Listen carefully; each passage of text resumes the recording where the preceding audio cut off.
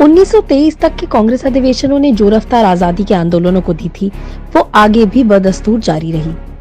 1924 के बेलगाम अधिवेशन की अध्यक्षता महात्मा गांधी जी ने की थी और इसी अधिवेशन में ये तय किया गया कि राजनीतिक स्वतंत्रता प्राप्त करने के लिए अहिंसा और असहयोग का रास्ता अपनाया जाएगा।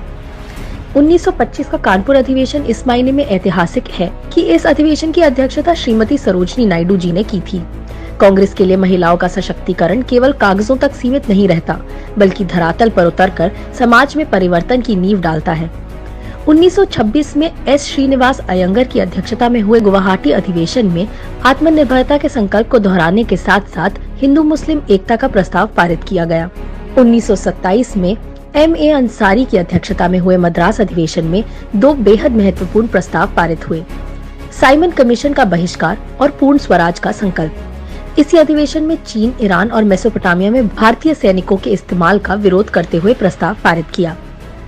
आज जब सत्ताई नफरत चरम पर है, जन सामान्य में हिंसा की भावना भरी जा रही है, तो ये समझना और भी जरूरी हो जाता है कि आजादी पाने के लिए हमारे प्रिय बापू ने अहिंसा का मार्ग क्यों चुना, क्योंकि हमारे देश की प्रवृत्ति कभी हिंसक नहीं रही है और ये हमारी जिम्मेदारी है कि हम अपने देश की प्रवृत्ति बदलने की इजाजत न दें, चाहे वो कोई भी हो।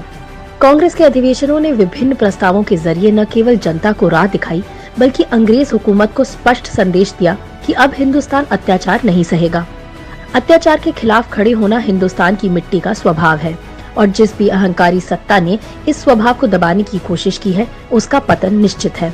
इस देश को बांटने के लिए आज भी अंग्रेज हुकूमत जैसे ही प्रयास किए जा रहे हैं, लेकिन हम सबकी जिम्मेदारी है कि कोई हमें डराकर, भावनाओं से खेलकर हमें बांटने में सफल ना हो। ये आजादी बहुत मूल्यवान है, हमें मिलकर इसकी रक्षा करनी है। जय हिंद।